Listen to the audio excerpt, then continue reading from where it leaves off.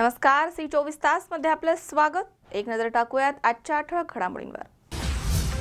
बारामती येथे करावागज वनपरिक्षेत्रामध्ये चिंकारा हरणाचा संशयास्पद मृत्यू। चिंकारा हरणाची शिकार झाल्याचा संशय व्यक्त। जालना येथून शिर्डीमध्ये साईंच्या दर्शनासाठी आलेल्या भाविकांचा 2 टेम्पोंचा राहुरी शहर हद्दीमध्ये झालेला अपघात। 10 ते 15 जण गंभीर जखमी। कोळसा येथे भाजपचे आमदार तानाजी मुटकुळे यांनी केले असभ्य वक्तव्य। वडकुते आणि मुटकुळे वादाला फुटले तोंड। आणि आंबेगाव तालुक्यातील पूर्व भागामध्ये ऐन मार्च एंडिंगला इंटरनेट सेवा विस्कळीत। नागरिकांचे होत आहेत मोठे हाल।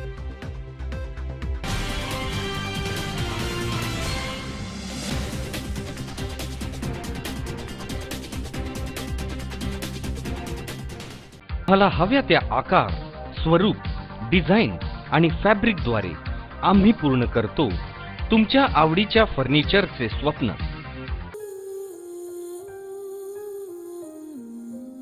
हरवल्या आहेत। वरील फोटोमधील महिला शकीला अजीज मुजावर, वय 52 वर्ष, उंची साधारण 5 फूट। या महिला 21 मार्च 2018 रोजी दुपारी 3 वाजता ड्रीम्स अवनी मांजरी बुद्रुक शेवाळेवाडी हडपसर तालुका हवेली जिल्हा पुणे इथून राहत्या घरामधनं कोणालाही न सांगता निघून गेल्या आहेत। यांचं वर्णन खालीलप्रमाणे। रंगानं निमगोऱ्या, अंगानं मध्यम, उंची 5 फूट 2 इंच, गालावरती डाव्या बाजूला तीळ, पांढऱ्या रंगाची साडी, पायामध्ये खाकी रंगाची चप्पल, उजव्या हातामध्ये सोन्याची अंगठी, कानामध्ये सोन्याची गोल रिंग आणि पायामध्ये चांदीच्या पट्ट्या अशा प्रकारच्या वर्णनाच्या महिला कृपया कोणाला आढळल्यास खालील नंबरवरती संपर्क करा किंवा जवळच्या पोलीस स्टेशनला कळवा आणि शोधून देणाऱ्यास योग्य ते बक्षीस देण्यात येईल। संपर्क अजीज मुजावर 98 23 07 43 15, सलीम शेख 98 23 85 27 86, असलम शेख 97 30 77 11 99, आसिफ मुजावर 98 22 02 93 44, फैयाज मुजावर 98 23 34 19 53, हडपसर पोलीस स्टेशन 020 26 99 65 77।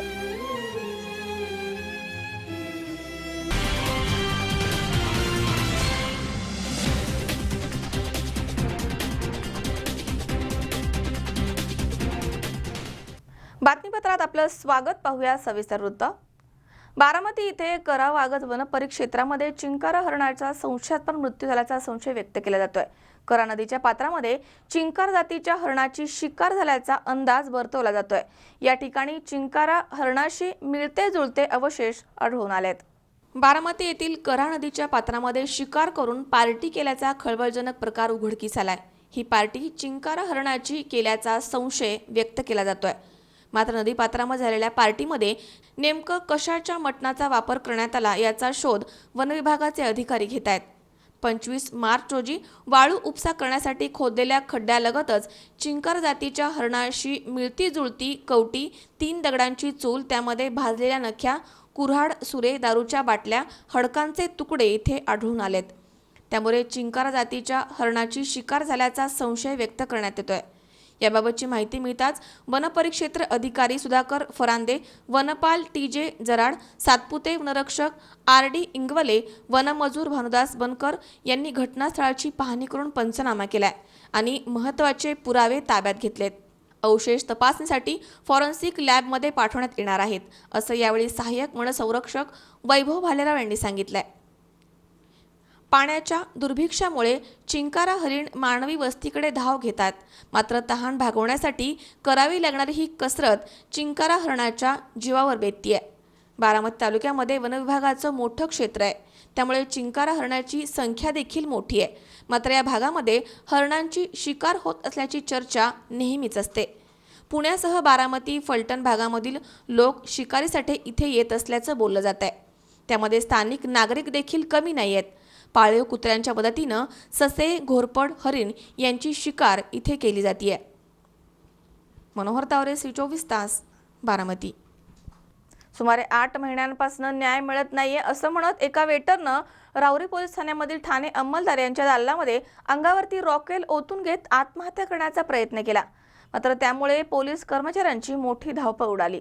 सुमारे 8 महिन्यांपासून न्याय मिळत नाही असं म्हणत एका वेटरनं राहुरी पोलीस ठाण्यामधील ठाणे अंमलदार यांच्या दालनामध्ये अंगावरती रॉकेल ओतून आत्महत्या करण्याचा प्रयत्न केला.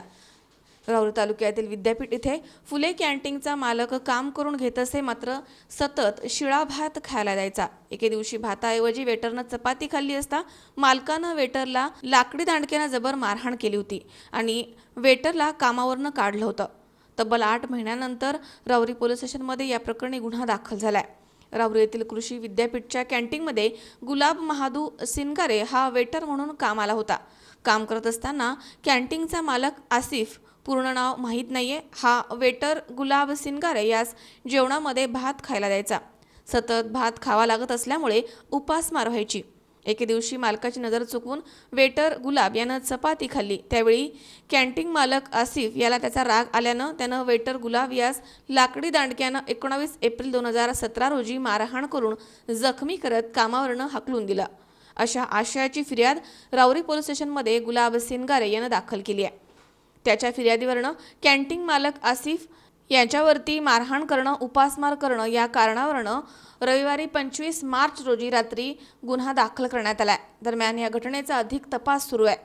मात्र राहुरी पोलिसांनी गुन्हा दाखल करून तपास करत असताना आरोपींना तात्काळ अटक करून गजाआड करा असं म्हणत फिर्यादी गुलाब शिनगारे यांनी ठाणे अंमलदारच्या दालनामध्ये अंगावरती रॉकेल ओतून घेतलं आणि आत्मदहन करण्याचा प्रयत्न केलाय. यावेळी काही पोलिसांनी कर्मचाऱ्यांनी त्यांना अडवून ताब्यात घेतलं. याबाबत पोलीस निरीक्षक प्रमोद वाघ यांच्याशी चर्चा केली असता त्यांनी सांगितले की या घटनेचा गुन्हा दाखल करण्यात आलाय आणि तपास सुरू आहे.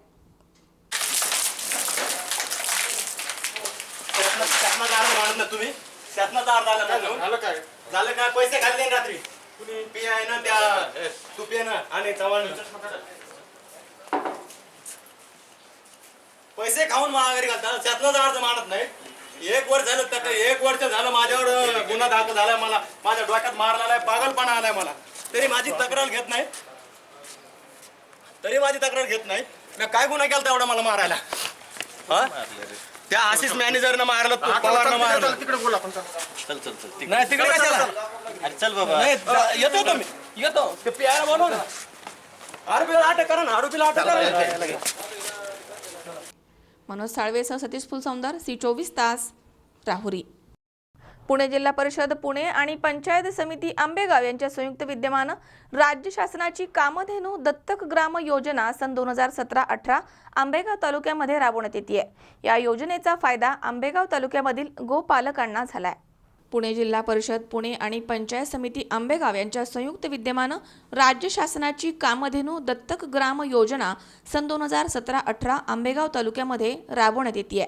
या योजनेअंतर्गत गोपालनाच्या आधुनिक पद्धती शिकवल्या जात आहेत. तसेच गावोगावी जाऊन गावामधील जनावरांची शिबिरे घेऊन त्यांची तपासणी होतीये. त्यांना लसीकरण केलं जात आहे. तसेच मोफत औषधांचं वाटप केलं जात आहे. नवनवीन प्रात्यक्षिके दिली जात आहेत. तसेच दूध उत्पादन वाढीसाठी काय काय प्रयत्न केले पाहिजेत याची माहिती देखील दिली जाते. या योजनेअंतर्गत गोपालकांच्या सहली नेऊन अत्याधुनिक गोठे आणि यशस्वी गोपालकांचे गोठे दाखवले जात आहेत आणि माहितीही दिली जाते. ही योजना आंबेगाव तालुक्यामध्ये यशस्वीपणे राबवली जाते. योजनेअंतर्गत येणारी लसीकरणाची शिबिरं 28 मार्चपर्यंत सुरू राहणार आहेत. आंबेगाव तालुक्यामध्ये एकूण 95,300 जनावरं आहेत. त्यापैकी 67,300 एवढ्या जनावरांचं लसीकरण पूर्ण झालंय, अशी माहिती पशुसंवर्धन अधिकारी डॉक्टर अतुल चिखले यांनी C24 तासशी बोलताना दिली आहे. कामधेनू दत्तग्राम योजना पुणे जिल्हा परिषद आणि पंचायत समिती आंबेगाव यांच्यामार्फत तालुक्यात राबवण्यात येत आहे आणि ही योजना 10 टप्प्यात राबवण्यात येते. सर्वात महत्त्वाचं म्हणजे पहिल्यांदा ह्या भागातली ज्या गावातला आपण राबवतो त्या गावात जनावरांची तपासणी केली जाते, मोजणी केली जाते आणि किती दूध आहे, किती जनावरं आहेत, दुधातले जनावरं किती, वान जनावरं किती, गाभण जनावरं किती, ही सगळी आपण एक फॉर्मॅट तयार करून त्याच्यामार्फत आपण सगळी माहिती संकलित करतो. माहिती संकलित केल्यावर इथे पशुपालक मंडळाची स्थापना केली जाते. पशुपालक मंडळाच्या स्थापनेनंतर त्या भागात विविध प्रकारची शिबिरं घेतली जातात. 15 दिवसापूर्वीच या भागामध्ये एक शिबिर झालं होतं. याच्यामध्ये कामधेनू प्रचार प्रसिद्धी अंतर्गत आझोलाचं उत्पादन कसं घ्यायचं, मुरघास कसा तयार करायचा, खनिज मिश्रणाचा वापर म्हणजे कसा करायचा, त्यानंतर निकृष्ट चारा सकस कसा करायचा, खताचं व्यवस्थापन कशा पद्धतीने करायचं, त्याचबरोबर हायड्रोपोनिक कसं करायचं, म्हणजे जे काही शेतकऱ्यांना उपयुक्त आहे आणि आधुनिक तंत्रज्ञानाचा थोडासा वापर करून पारंपरिक पद्धतीने कसं आपण व्यवसाय करू शकू हे याच्यातनं लोकांना सांगण्यात येतं. आणि नंतर वंध्यत्व शिबिर, शिबिर, विविध रोगांची लसीकरणं, लाळ खुरकूत, घटसर्प, फऱ्या, त्याचबरोबर कुक्कुटपालन, शेळीपालन याच्याबद्दल माहिती, अशी या टप्प्याटप्प्याने ही माहिती देण्यात येते. त्यानंतर ह्या पशुपालक मंडळाची सहलसुद्धा नेण्यात येते. ह्या भागातली सहल मध्यंतरी जे कृषी प्रदर्शनं झाली त्या ठिकाणी पशुपालक मंडळाच्या सगळ्या सदस्यांना घेऊन ही सहल पण नेली होती, जेणेकरून बाहेर काय चाललंय ते अंमलात यावं आपल्या भागामध्ये, हा याच्या मागचा उद्देश आहे. आणि यानंतर वर्षभरात वेगवेगळ्या माध्यमातले शिबिरं घेऊन इथं प्रचार प्रसिद्धी करून आणि चांगल्या पद्धतीचं पशुसंवर्धनाचं माहिती लोकांना देऊन त्यातनं काय फरक पडला हे शेवटी संकलित केलं जातं आणि किती दूध उत्पादन वाढलं हे बघितलं जातं. आत्तापर्यंत आंबेगाव तालुक्यामध्ये आपण ह्या वर्षी 10 गावांमध्ये शिबिरं घेतलेली आहेत आणि यापूर्वी गेल्या 7-8 वर्षामध्ये जवळपास आंबेगाव तालुक्यातली सगळी गावं आपण कव्हर केलेली आहेत, जेणेकरून प्रत्येक गावात याचा लाभ मिळावा कामधेनू दत्तक योजनेचा, असा मानस आहे याच्यातला. आणि बऱ्यापैकी आता कव्हर झालेली आहेत. या माध्यमातून पुणे जिल्ह्यातनं सगळ्या तालुक्यांमधनं ही योजना राबवण्यात येते आणि ह्या योजनेचा मूळ हा पुणे जिल्हाच आहे. म्हणजे पुणे जिल्ह्यातनंच ही योजना 2007-8 साली सुरू झाली. त्या प्रायोगिक तत्वावर कुठलंही बजेट नसताना ही योजना अंमलात आणली आणि आता राज्य शासनाने गेल्या 6-7 वर्षापासून राज्यस्तरीय योजना हे करून याला जवळजवळ 1.5 लाखाची औषधं प्रत्येक गावामध्ये आपण वेगवेगळ्या माध्यमातून आपण पुरवतो. प्रात्यक्षिकाच्या माध्यमातून प्रात्यक्षिकं देणं, त्याचे किट्स देणं, हे अशा पद्धतीने इथं या भागामध्ये काम केलेलं आहे आणि आतापर्यंत सगळ्या गावांना याचा फायदा. पंचायत समिती यांच्या संयुक्त विद्यमानाने आज कामधेनू दत्तक योजना या अंतर्गत पंचायत समिती आंबेगाव येथील सर्व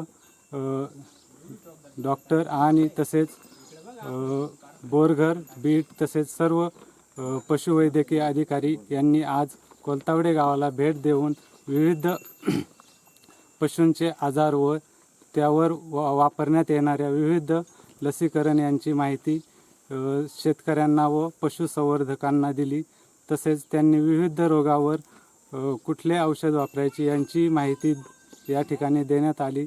तसेच जनावरांचे दूध उत्पादन वाढवण्यासाठी कशा प्रकारे प्रयत्न करता येतील याचीही त्यांनी शेतकऱ्यांना. अमोल जाधव, C24 तास, मंचर.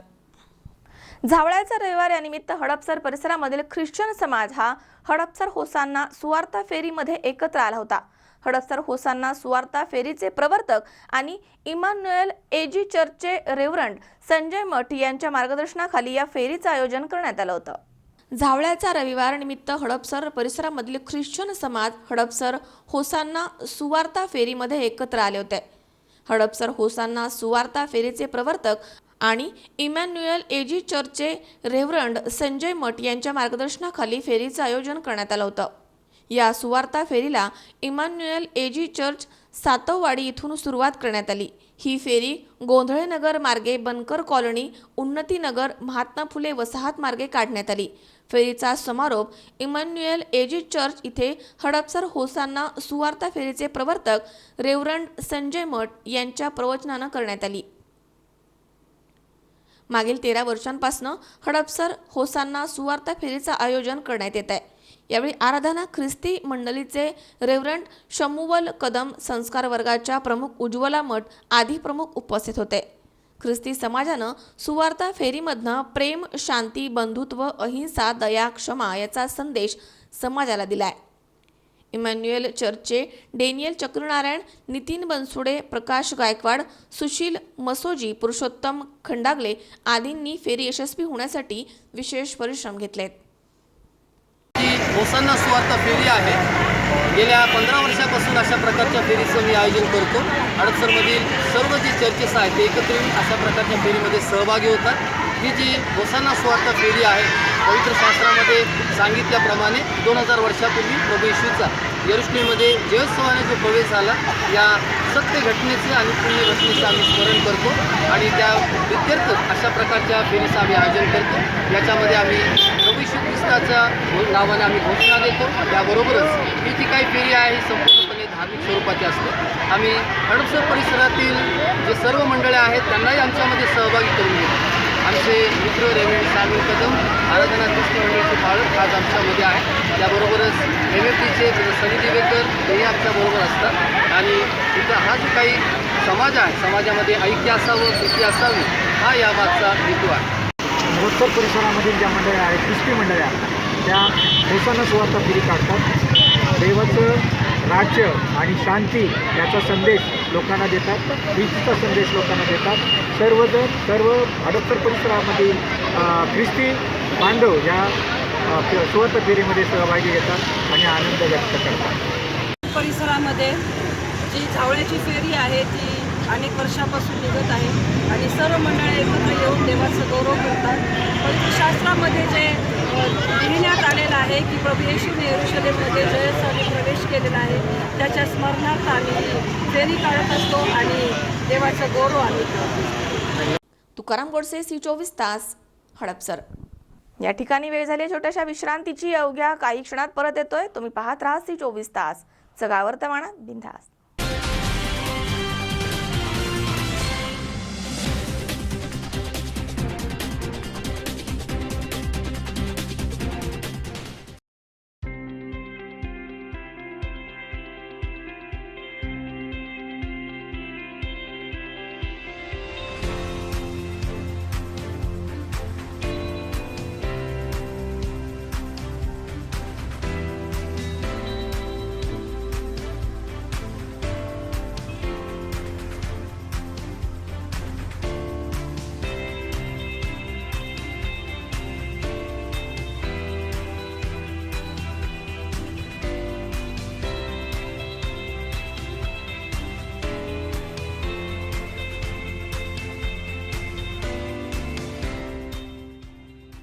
आपल्या मुलांचं फ्युचर ब्राईट असावं असं प्रत्येक पालकाला वाटतं.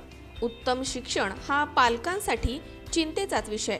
बट डोंट वरी, आता आपल्या मुलांच्या एक्सलंट एज्युकेशनसाठी धावपळ नको.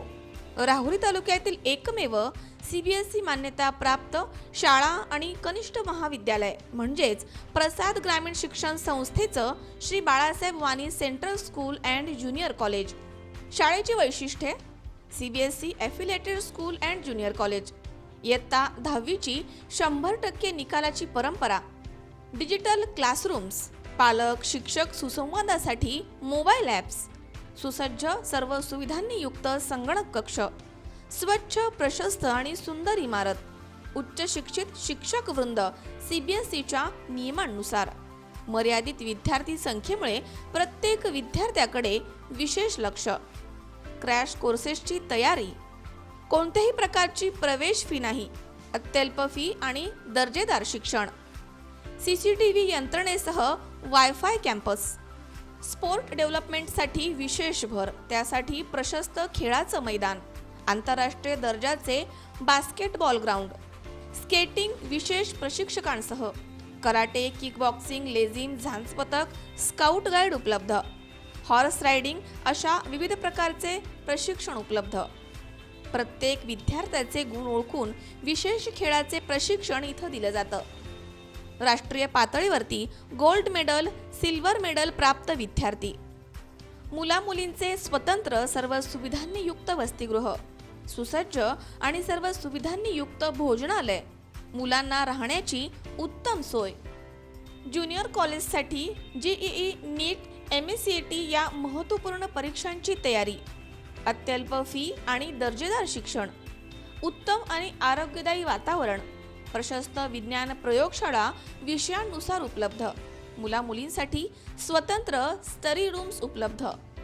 क्रॅश कोर्सेसची तयारी करण्यासाठी अनुभवी प्राध्यापक वर्ग.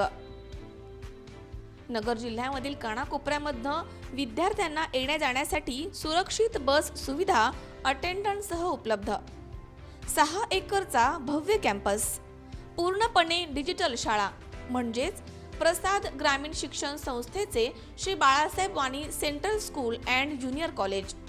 शाळेचा पत्ता Shri Balasaheb Wani central school and junior college, Ganegaon, taluka Rahuri, जिल्हा Ahmednagar. Contact number office 7219876294, principal 8308730444 and secretary 9689682123. शैक्षणिक वर्ष 2018-19 साठी KG ते इयत्ता 8वी आणि 11वी विज्ञानसाठी प्रवेश सुरू. मग विचार कसला करताय? आजच आपल्या पाल्याचं ॲडमिशन बुक करा. Excellent education develop your children's bright future.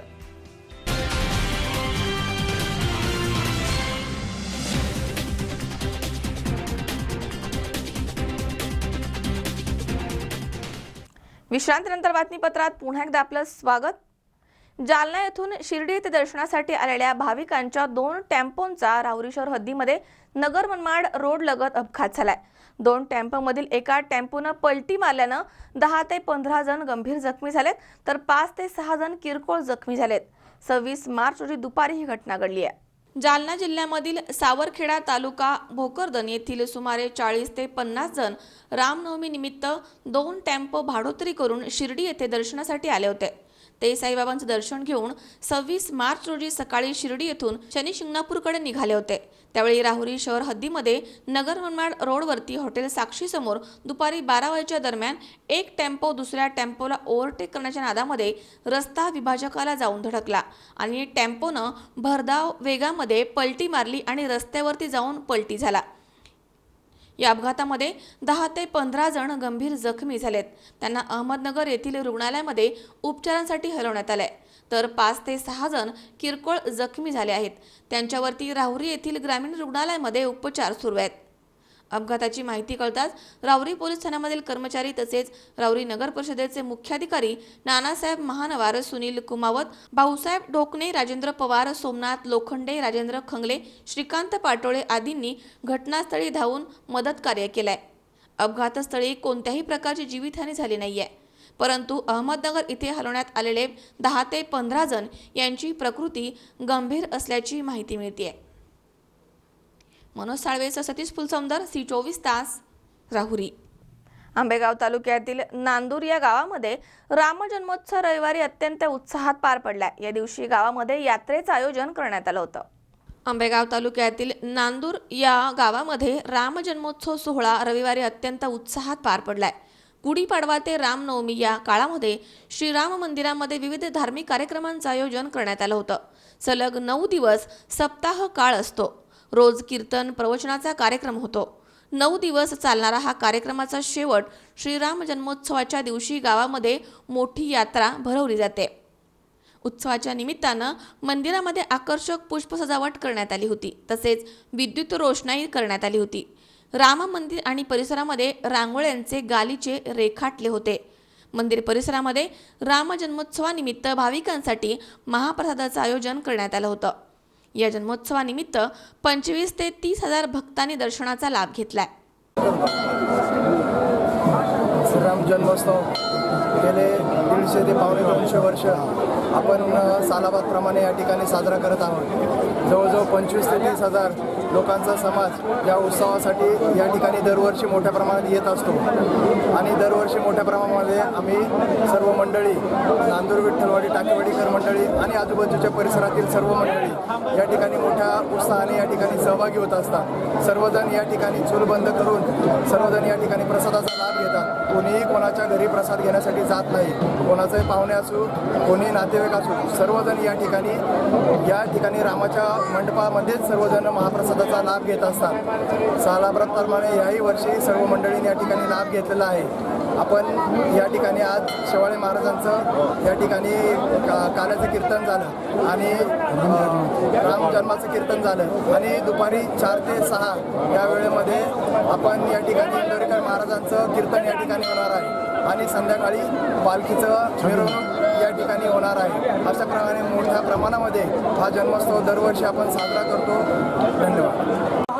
Nandur गावामध्ये श्रीराम जन्मोत्सव यासाठी आलेल्या सर्व भाविकांचं आणि महाप्रसादाचा लाभ घेण्यासाठी जे 10 ते 15 हजार भाविक येतात. याचा गेले कित्येक वर्ष हाच आनंद लोक घेतात.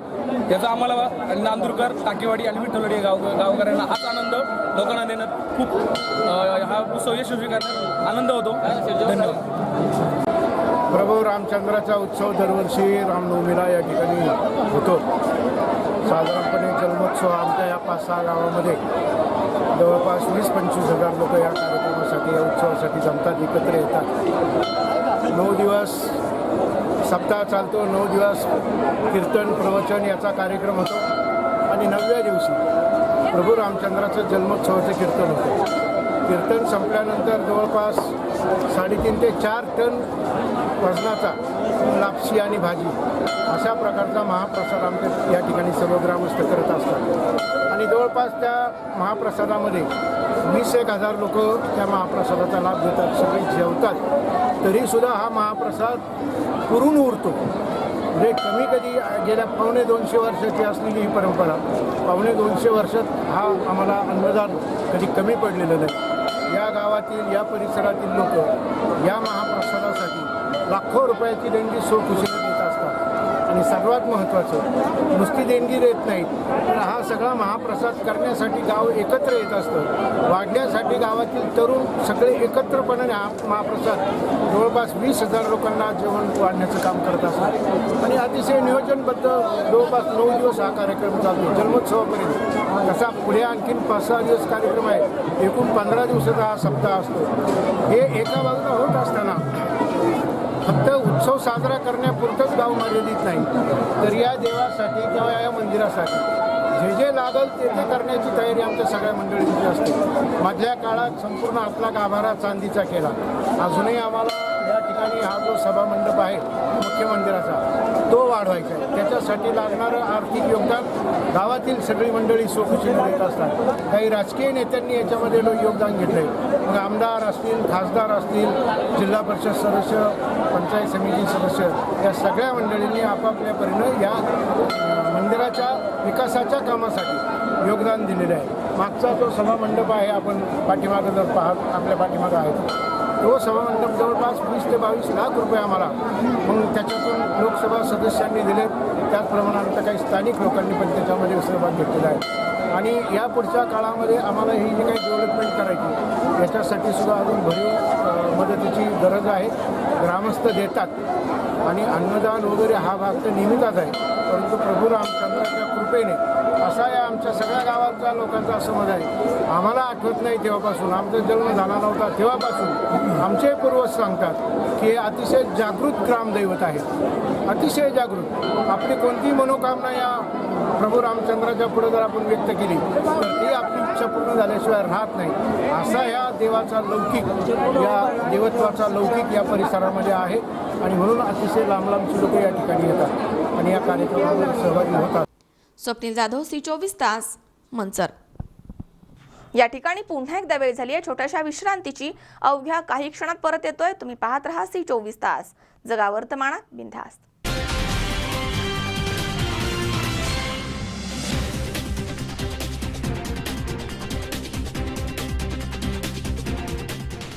हव्या त्या आकार, स्वरूप, डिझाईन आणि फॅब्रिकद्वारे आम्ही पूर्ण करतो तुमच्या आवडीच्या फर्निचरचे स्वप्न.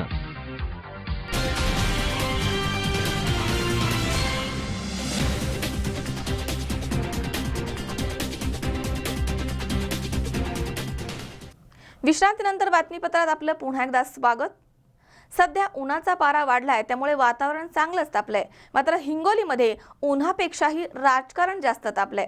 कोळसा इथे 132 केव्ही लोकार्पण सोहळा कार्यक्रमामध्ये येथील 132 केव्हीला 2008 मध्ये अजितदादा पवारांच्या प्रयत्नांनी मंजुरी मिळाली असं राष्ट्रवादी पक्षाचे आमदार रामराव वडकुते म्हणाले. याचा राग भाजपचे आमदार तानाजी मुटकुळे यांना आला आणि त्यांनी असभ्य वक्तव्य केलं.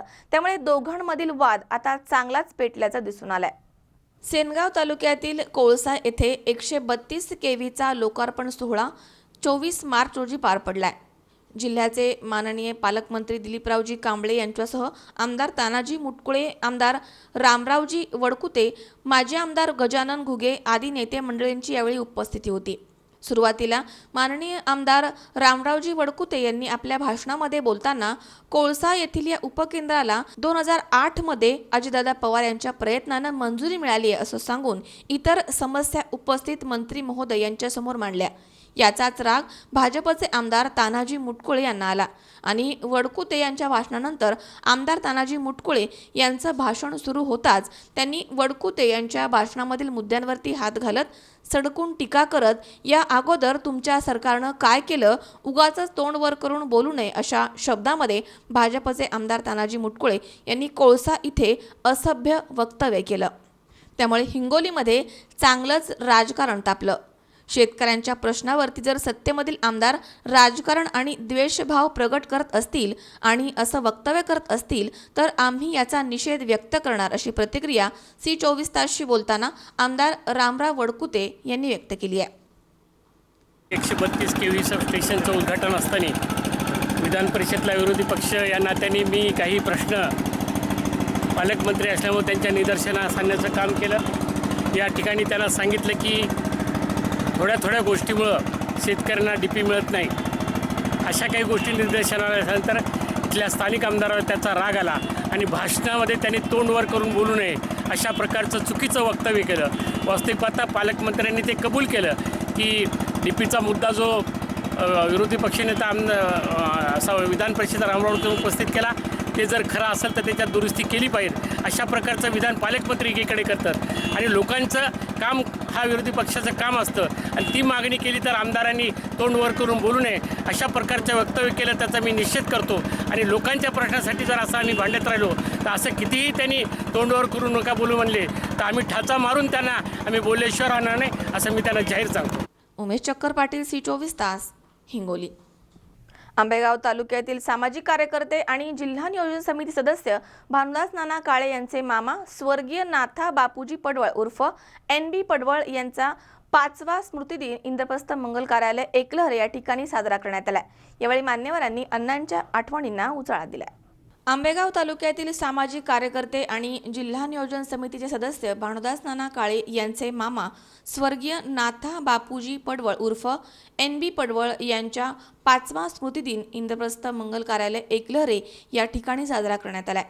यावेळी खासदार शिवाजीदादा आढळराव पाटील आणि रयत शिक्षण संस्थेचे विभागीय सल्लागार विजयराव कोलते यांच्या हस्ते कमलनाथा पडवळ यांनी लिहिलेल्या आणि स्वर्गीय नाथा बाबूजी पडवळ यांच्या स्मृतीला उजाळा देणाऱ्या सहप्रवास या पुस्तकाचं प्रकाशन करण्यात आलंय. पडवळ कुटुंबियांच्या वतीनं देण्यात आलेल्या रुग्णवाहिकेचं लोकार्पण सोहळा यावेळी पार पडलाय. या कार्यक्रमाच्या वेळी पडवळ कुटुंबियांसह नातेवाईक, अनेक उच्च श्रेणी अधिकारी, तालुक्यामधील नेते मंडळी आणि NB पडवळ यांना मानणारा वर्ग, आप्तेष्ट, स्नेही मोठ्या संख्येनं उपस्थित होते. यावेळी आलेल्या मान्यवरांनी अण्णांच्या आठवणींना उजाळा दिलाय. सहप्रवास या पुस्तकाचा प्रकाशन समारंभ आणि रुग्णवाहिकेचा लोकार्पण सोहळा हा कार्यक्रम संपन्न होत असताना व्यासपीठावर उपस्थित असलेले प्रमुख पाहुणे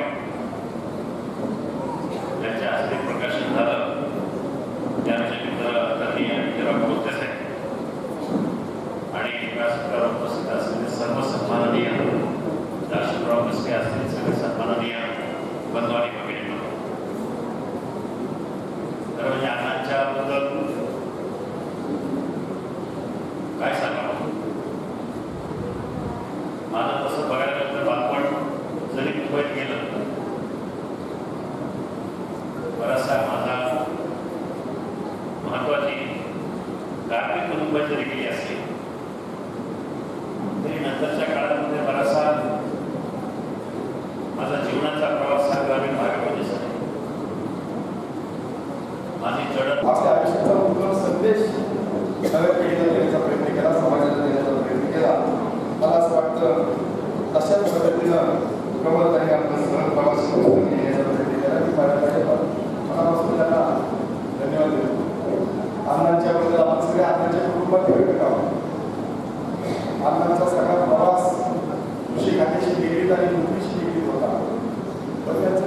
इकडं महाराष्ट्र होतं तिथं जाईल त्याची दखल घेतल्याशिवाय तुम्हाला शेतकऱ्यांना पुढे जाता येतो ना. महानगरी त्यांना दखल घेतलेलं असतं. महानगरसारखा एक कृषी क्षेत्रावर प्रयोग करणारी व्यक्ती आम्हाला खासगी पत्र लिहितात आणि त्यांच्या कामाबद्दल त्यांच्याबद्दलची भावना व्यक्त करतात आणि त्यांच्या कामाचं फार यश होतं. श्रीरामपूर, कोपरगाव, आंबेगाव, वाहे, पुरंदर, विशेषतः खेड तालुका तिथं जाईल तिथं आनंदाने आपण काम केलं. विशेषतः पुरंदर तालुक्याचा आल्यानंतर माझा आणि आनंदाचा चांगला संबंध आला. जिल्हा परिषदेचा अध्यक्ष होतो आणि आप्पासाहेब भुजबळ कृषी खात्यामध्ये अधिकारी होते आणि आमच्या मनाने असं ठरवलं होतं दुष्काळी तालुक्याच्या पुरंदर तालुक्याचे टँकर आपण बंद करून पाणी साठवून पाणी आंबा पाणी दुर्वा पाणी जिरवा आणि या सगळ्या प्रक्रियेला चांगल्या अधिकाऱ्यांची बहुच आपल्या कामाला कशी मिळेल असा आप्पासाहेबांनी प्रयत्न केला. त्याच्यामध्ये आत्मनिर्भरतेच्या स्वतःच्या गावाला नाथा पडवळ साहेबांना घेण्याचं त्यांनी काम केलं. तुम्ही खरोखर पुरंदर तालुक्यामध्ये गेलात तर आपण लक्षात येईल पाण्याला पाणी मिळेल असा आपण प्रयत्न केला आहे आणि हे सगळं प्रकल्प राबवण्यामध्ये पाहता हा पाणी राबवण्याच्यामध्ये किती यशस्वी झाला हे पाहण्यासाठी अधिकारी येत होते. त्याचं सगळ्यात मोठं श्रेय आमच्या वडोदा देशभराला आणि आमच्या कुटुंबियांतर्फे सगळ्यांच्या मनापासून आभार. तुम्ही इथे सगळेजण आलात आणि प्रत्येकाने प्रातिनिधिक स्वरूपामध्ये आपल्या काही भावना अण्णांच्या विषयी व्यक्त केल्या. त्याच्यातून अण्णांची एक नव्याने आवड आम्हाला कळत आहे. मुली म्हणून अण्णा आम्हाला एक वडिलांसारखे होते पण त्याच्यापेक्षा पण त्यांचे काही दुसरे पैलू होते. तुम्ही आम्हाला सगळ्यांना माहीत करून तसंच आईविषयी आई आमची उत्कृष्ट आई आहे, आदर्श आहे.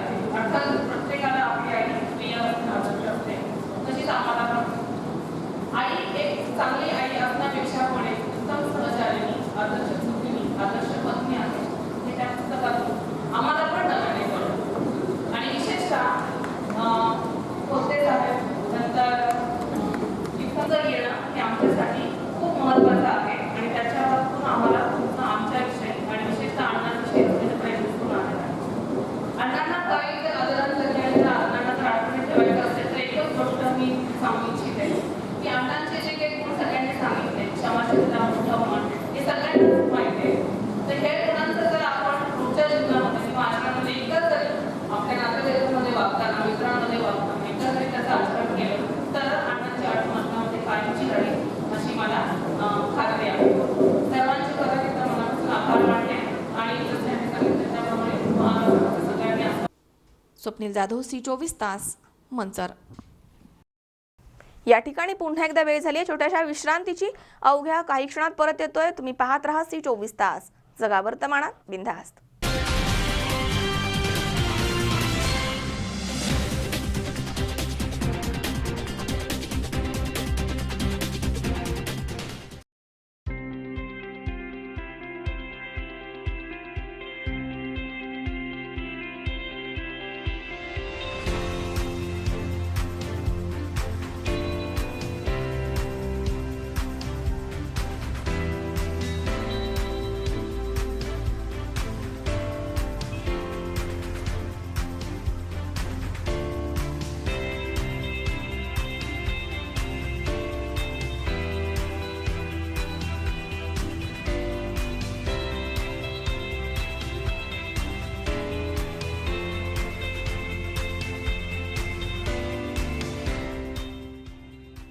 आपल्या मुलांचं फ्युचर ब्राईट असावं असं प्रत्येक पालकाला वाटतं.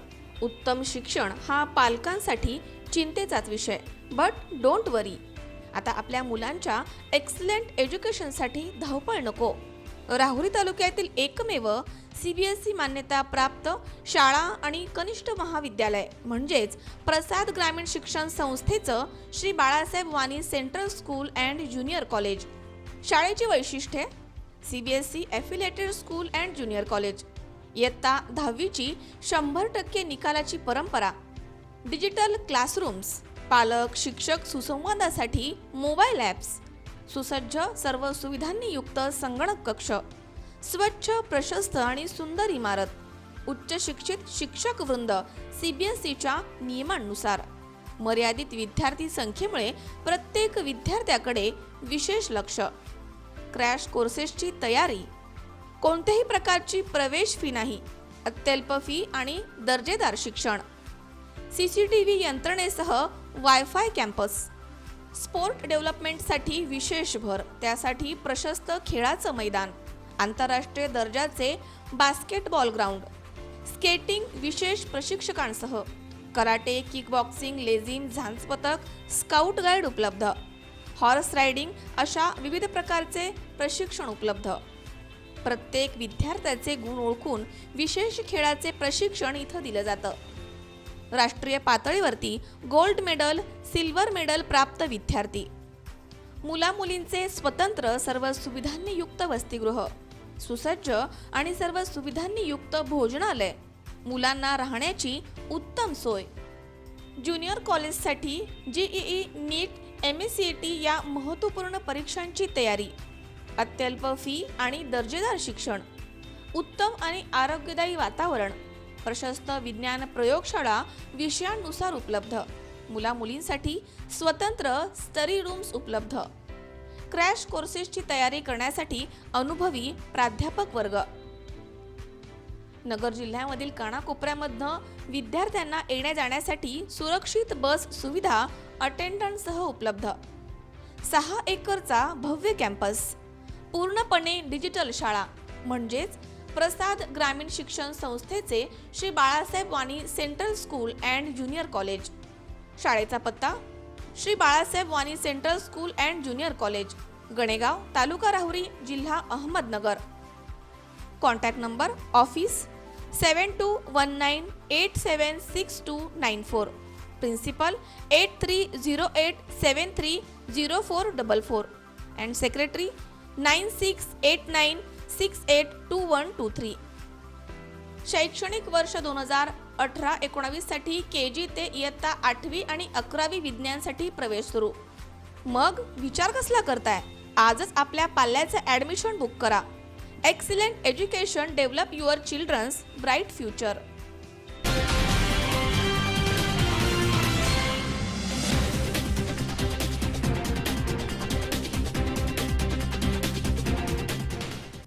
विश्रांतीनंतर बातमीपत्रात पुन्हा एकदा आपलं स्वागत. 21वे शतक म्हणजे विज्ञान आणि तंत्रज्ञानाचं शतक. आधुनिक तंत्रज्ञानाच्या मदतीनं अवघडातील अवघड काम सोपी बनली आहेत. मात्र हे आधुनिक तंत्रज्ञानच आता डोकेदुखी ठरत असेल तर? हाच अनुभव घेतलाय ते आंबेगाव तालुक्यातील पूर्व भागामधील जनसामान्यांनी. काय आहे हा प्रकार पाहूयात. विज्ञान आणि तंत्रज्ञानाच्या चमत्कारानं अवघड जग जवळ आलंय असं आपण नेहमीच म्हणतो. अशक्य आणि अवघड वाटणारी कामं चुटकीसरशी सोडवण्याची किमया साधली गेली आहे ती याच आधुनिक तंत्रज्ञानाच्या मदतीनं. यात शोधामधले सर्वात महत्त्वाचं अंग म्हणजे इंटरनेट सुविधा. सध्या मोठ्या शहरांपासून तर थेट 200-250 लोकसंख्या असलेल्या गावामध्ये देखील मोबाईल सेवा, ऑनलाईन सेवा सुरू झाल्यात खऱ्या. पण या सुविधा असून अडचण आणि नसून खोळंबा अशा ठरतायत. ऐन मार्च महिन्यामध्ये आंबेगाव तालुक्यातील पूर्व भागामधील इंटरनेट सुविधा विस्कळीत झाल्यात. त्यामुळे बँकिंगसह विविध ऑनलाईन सेवा पूर्णपणे ठप्प झाल्यात. ज्याचा मोठ्या प्रमाणात फटका बसलाय तो जनसामान्यांना. घोडेगाव महत्त्वाच्या ठिकाणी देखील ही सुविधा विस्कळीत झाली आहे. त्यामुळे खरेदी खते, गहाण खते यांचे शेकडो दस्त पडून आहेत. याशिवाय विविध सेतू सेवा केंद्र, राष्ट्रीयकृत आणि सहकारी बँका, पतसंस्था, नागरी बँका यांच्या ऑनलाईन सुविधा विस्कळीत झाल्यात. त्यामुळे सामान्य ग्राहकांना मनस्ताप सहन करावा लागतोय. विविध भरती स्पर्धा परीक्षांचे ऑनलाईन अर्ज भरण्यासाठी देखील मनस्ताप सहन करावा लागतो, अशी तक्रार विद्यार्थ्यांनी C24 तासशी बोलताना व्यक्त केली आहे. पूर्व भागात नेटमुळे इथली बँकिंग व्यवस्था पूर्णपणे कोसळलेली आहे. दैनंदिन व्यवहार ठप्प झालेले आहे. तसेच ऑनलाईन विद्यार्थ्यांना भरतीचे अर्ज भरता येत नाही. तसेच बँकिंगमधले दैनंदिन पैसे लोकांना काढता येत नाही. तसेच मार्च एंड असल्यामुळे सोसायट्यांचे भरणा हा बँकेमध्ये शेतकऱ्यांना करता येत नाही. तसेच पोस्ट ऑफिस, बँका, पतसंस्था यांचे व्यवहार नेटमुळे पूर्णपणे थांबलेले आहे. त्या इथे आंबेगावच्या पूर्व भागात 4G ऐवजी 2G सुद्धा नाही. आणि BSNLची रेंज 3G पाहिजे तर इथे 2Gच आहे. तसेच आयडियाची रेंज 2Gच्या स्पीडने चालत आहे आयडियाचे नेट. व्होडाफोनला तर इथे रेंज नाही आहे. तसेच एअरटेलची सेवा ही 2Gच्या स्पीडने सुद्धा नाही आहे. तसेच इंटरनेट सेवा आंबेगावच्या पूर्व भागात लवकरात लवकर सुरळीत करण्यात यावी. तसेच विस्कळीत झालेली BSNLची पण व्यवस्था. आंबेगाव तालुक्यातील पूर्व भागामध्ये आयडिया, एअरटेल, वोडाफोन आदी खाजगी कंपन्या सेवा पुरवतात. संपूर्ण देशामध्ये 4G सेवा सुरू झाली असताना या परिसरामध्ये गावामध्ये मात्र 2G सेवा देखील व्यवस्थित चालत नाही. फोनमध्येच कट होणं, रॉंग नंबर लागणं, फोन आला तरी आवाज न येणं, कॉल सुरू असताना मध्येच बंद होणं आदी समस्यांना ग्राहकांना तोंड द्यावं लागतं. BSNLची सुविधा ही या समस्येपासून दूर नाहीये. दर 8 दिवसामध्ये BSNLची केबल कुठे ना कुठेतरी तुटतेच. याशिवाय क्रॉस कनेक्शन, आवाज न येणं अशा गैरसुविधा नेहमीच घडतात. मार्च एंडचा हा शेवटचा आठवडा असून देखील यंत्रणा दुरुस्ती न झाल्यामुळे लोकांच्या समस्येमध्ये वाढ होताना दिसतेय. या तांत्रिक अडचणी लवकरात लवकर सोडवल्या जाव्यात अशी माफक अपेक्षा लोकांनी C24 तासशी बोलताना व्यक्त केली आहे. दरम्यान तुर्तास तरी या सेवांची भीक नको पण कुत्रे आवरा अशीच अवस्था झाली आहे. संतोष पाचपुते, C24 तास, पारगाव. कोंडवा खुर्द येथे फैजाने मदिना इथे हजरत ख्वाजा गरीब नवाज यांची छठी शरीफला धर्मगुरू हजरत डॉक्टर शाह जाकीर हमीद यांनी सर्व धर्म समभावाचा नारा दिलाय. यावेळी मुस्लिम समाजामधील अनेक भागांमधून आलेले नागरिक उपस्थित होते. कोंडवा खुर्द येथील फैजाने मदिना इथे हजरत ख्वाजा गरीब नवाज यांची छठी शरीफला धर्मगुरू हजरत डॉक्टर शाह जाकीर हमीद, हजरत बियाबानी, हजरत युसुफ अली शाह, आवेद अली शाह, हाजी फिरोज, हाजी गफूर पठाण, आसिफ पटेल, सिकंदर सय्यद, कलीम शेख, अबू भाई, नाजिम सय्यद, रफू कुरेशी, शाकीर तांबोळी, वकील शेख, नईम शेख, शफीक तांबोळी यांच्यासोबत महाराष्ट्रामधील मुंबई, नागपूर, ठाणे, कुर्ला, औरंगाबाद, अकोला, कळंब, उस्मानाबाद आदी भागांमधनं मुस्लिम समाजामधील नागरिक उपस्थित होते. यावेळी धर्मगुरू हजरत डॉक्टर शाह जाकीर हमीद यांनी माध्यमांशी बोलताना सांगितले की माणुसकी हाच खरा धर्म. सर्वच ठिकाणी परमेश्वर आहे. अजमेरला लाखो भाविकांची गर्दी असते. त्यामध्ये हिंदू धर्मीयांमधील आणि मुस्लिम धर्मीयांमधील सर्वच लोक मोठ्या प्रमाणात सहभागी होतात. ख्वाजा अजमेर सर्वांच्या मनामध्ये आहे. आपणही हा संदेश सर्वांपर्यंत पोहोचवायला हवा. चाहते कि जो ख्वाजा अजमेर ने संदेश दिए हैं और जो उन्होंने तबलीग का काम करे हैं ख्वाजा अजमेर ने, सबको एक साथ लेकर चले हैं. धर्म भेद भाव छोड़कर, हर जात पात को छोड़कर आज देखेंगे आप ख्वाजा अजमेर की दरगाह में जाकर देखिए, सबको अपने से गले से लगाया है ख्वाजा अजमेर ने. उनके पास भेदभाव कुछ भी नहीं है. यानी ये है हिंदू भाई है, ये सिख भाई है, ये मुसलमान भाई है, ये क्रिश्चियन भाई है, सबको अपने गले से लगाया. सबको मोहब्बत का पैगाम दिया ख्वाजा अजमेर ने. और मोहब्बत से ही सारी दुनिया पर फतह की जा सकती है. भाईचारे से मानुस की हाज खरा धर्म, ये मोहब्बत ही है जिससे सारी दुनिया पर राज चलता है. जब वो ख्वाजा अजमेर के ज़माने में ख्वाजा अजमेर का राज चलता था, क्योंकि उनके ज़बान में वो बात थी, वो मोहब्बत थी और वो नज़र इनायत थी उनकी कि सब पर शफकत की नज़र करते थे. उन्होंने भेदभाव नहीं देखे, बल्कि उन्होंने तो बोलते थे कि हर जितने में जर्रे जर्रे के अंदर हमको प्रभु नज़र आता है, अल्लाह नज़र आता है.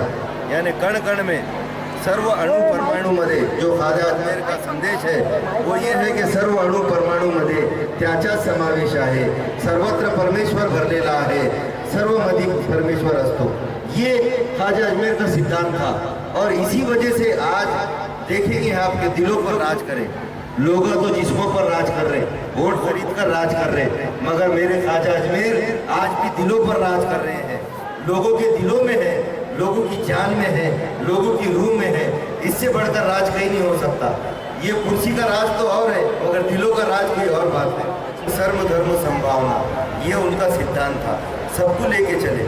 उन्होंने बोलते थे, उनके जो बहुत सारे खलीफा है, खुलफा है, उनके मानने वाले हैं, उन्होंने एक शेर बोले थे, वो याद आ रहा, मैं बोल देता कि हमें एक घर बनाना था, ये हम क्या बना बैठे. क्या बात है. हमें एक घर बनाना था, ये हम क्या बना बैठे. कहीं मंदिर बना बैठे, कहीं मस्जिद बना बैठे. और परिंदों में ये फिरका परस्ती क्यों नहीं होती. परिंदों में ये फिरका परस्ती क्यों नहीं होती. कभी मस्जिद पे जा बैठे, कभी मंदिर पे जा. क्या बात है, क्या बात है. यहाँ पर कोंडवा में जश्न ख्वाजा गरीब नवाज मनाया गया.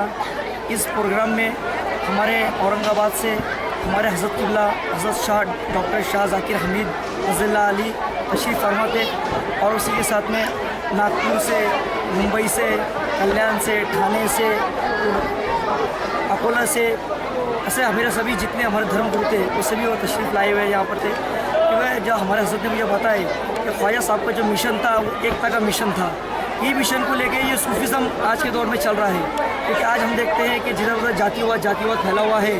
तो अगर जातिवाद को अगर कोई ख़त्म कर सकता है तो सिर्फ सूफीज़म ख़त्म कर सकता है। जो ऋषि मुनि थे, जो देव, जो धर्मगुरु थे, इनका ये मसला, इन्होंने कभी किसी धर्म जात के लोगों से नफरत नहीं करे, सभी को ये साथ में लेके चलते थे। इसीलिए आज हम देखते हैं अजमेर शरीफ में आज वहाँ हर धर्म के लोग वहाँ पर ज़्यादा से ज़्यादा तादाद में आते हैं।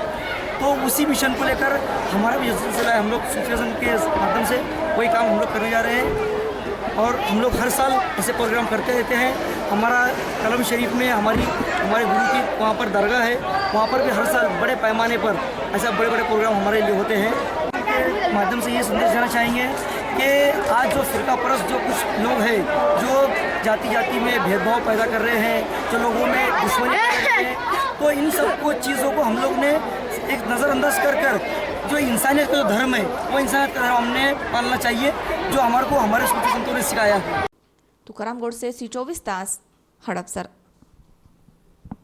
मोरगाव येथील सोनबा रस्त्याच्या डांबरीकरणाचं काम सुरू आहे, मात्र या कामाचा दर्जा अत्यंत निकृष्ट आहे। अधिकारी गैरहजर असल्यामुळे ठेकेदार आपली पोळी भाजून घेत आहेत। या कामांच्या बाबत प्रशासनाला कळवण्यात आले, मात्र अद्यापपर्यंत दखल घेतली गेली नाहीये। त्यामुळे कामांचा दर्जा सुधारावा अशी मागणी नागरिकांनी केली आहे।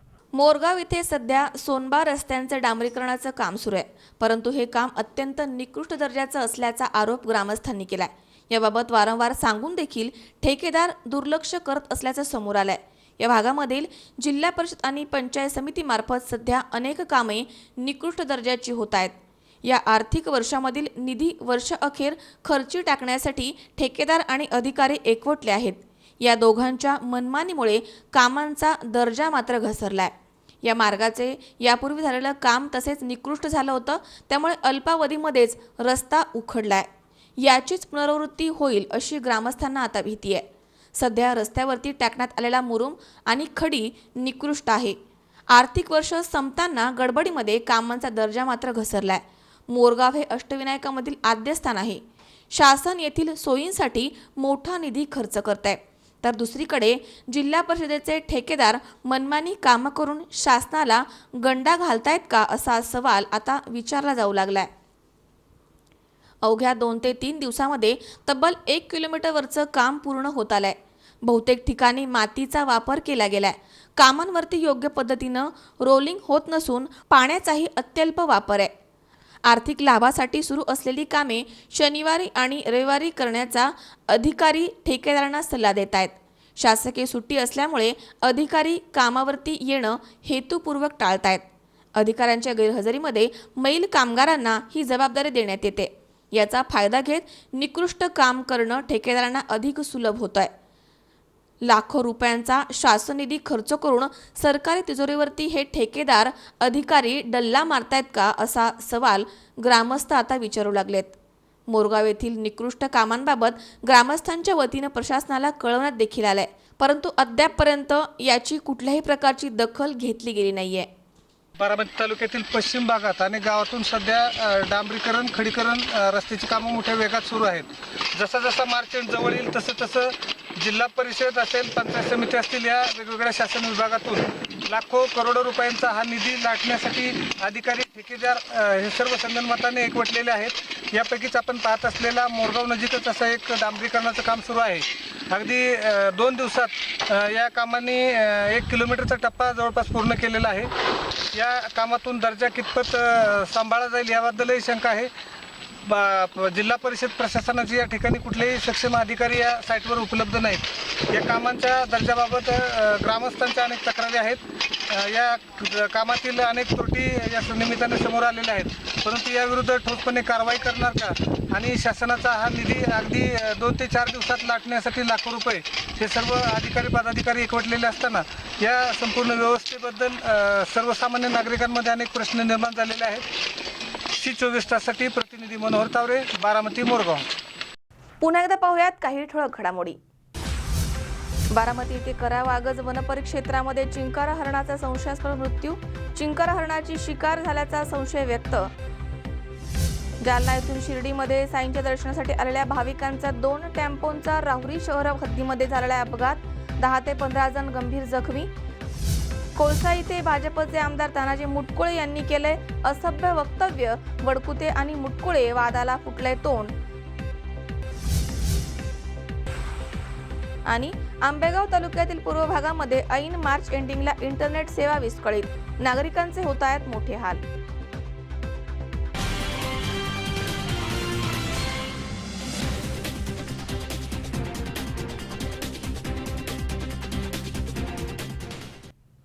याचबरोबर बातमीपत्रात आज वेळ झाली इथेच थांबण्याची. ताज्या अपडेटसाठी बघत रहा C24 तास. सगळा वर्तमान बिनधास्त.